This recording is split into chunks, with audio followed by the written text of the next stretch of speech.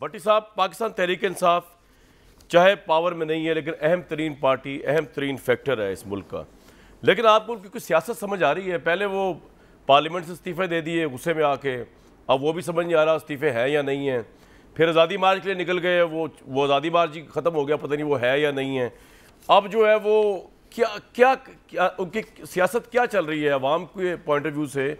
کہ بس یہ پریشر بلڈ کرتے رہیں گے لانگ مارچ کا، آزادی مارچ کا کہہ کے، یا کوئی خاص ڈیٹ کا انتظار کر رہے ہیں، مدت گزر جائے اس کے بعد کو کیا آپ کے خیال میں لگ رہا ہے تحریک انصاف ایز اپوزیشن کیا کر رہی ہے؟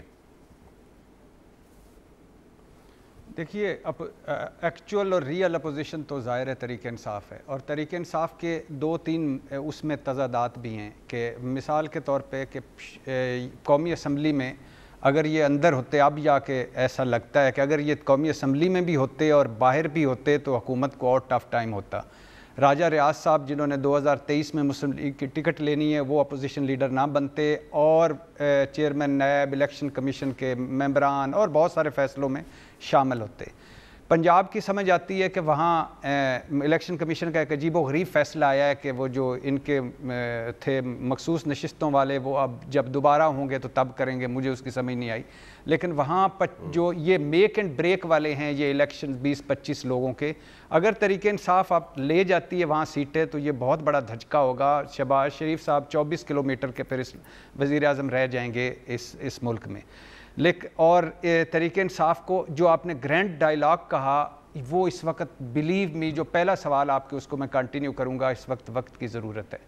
لیکن آپ شہباز شریف صاحب کی ایک تو سیاست رہی ہے کہ وہ شروع سے اداروں کو ساتھ لے کے یا ساروں کو ساتھ لے کے چلنا چاہتے ہیں، یا ان کو گڈ کاپ کا ہمیشہ دیا گیا ہے۔ لیکن پرابلم یہ ہے کہ نہ شہباز شریف صاحب حکومت میں بااختیار ہیں، نہ پارٹی میں بااختیار ہیں۔ حکومت میں بھی نواز شریف صاحب ہیں اور پارٹی مریم نواز صاحبہ چلا رہی ہیں، اور دونوں کا جو مریم نواز صاحبہ کے بقول عمران خان فتنہ ہے، دہشت گرد ہے، فساد ہے، اس کو بھٹی صاحب مجھے ایک بات بتائیں، آپ کہہ رہے ہیں کہ پنجاب کے اندر یہ ضمنی انتخاب میں جا رہی ہے پاکستان تحریک انصاف، تو پھر چاہتے کیا ہیں؟ ایک طرف تو اتنا انقلابی نعرہ ہے کہ جی یہ پورا رجیم چینج، اس کا ہم نے حصہ ہی نہیں بننا کسی لحاظ سے، فوراً الیکشن کروائیں، دوسرے پنجاب میں وہ چاہ رہے ہیں قومی اسمبلی سے باہر نکل آئیں۔ یہ میں نے کہا نا کہ تضادات ہیں، یا اس سے بھی ایک آگے اگلا اسٹیپ، فار ایگزامپل آپ قومی اسمبلی سے نکلے تو آپ اس کے بعد پریشر ہوتا کہ آپ کے پی اسمبلی سے نکل جاتے یا توڑ دیتے، آپ پنجاب اسمبلی کے مستعفی ہو جاتے، تو وہ آج صورتحال ڈیفرنٹ ہوتی۔ لیکن یہ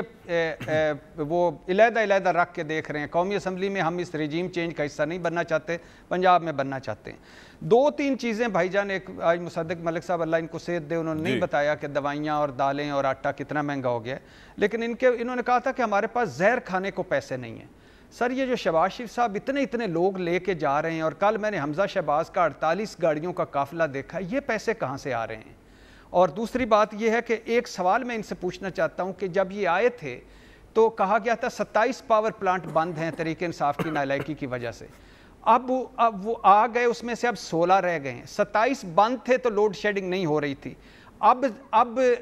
وہ 16 باقی۔ یہ دونوں سوالوں کا جواب میں دوں گا، لیکن پہلے مجھے جانا علی کے پاس، علی نواز امان صاحب۔ اور آخری بات یہ ہے کہ فرمایا تمام پاور پلانٹس اگر چل پڑیں تو پھر بھی 27,000 میگا واٹ کی بجلی ہوگی، تو یہ کہاں سے بجلی لا رہے تھے؟ یہ بھی کوئی چھو منتر تھا جو یہ پیدا کر رہے تھے اور آپ نہیں کر پا رہے تھے؟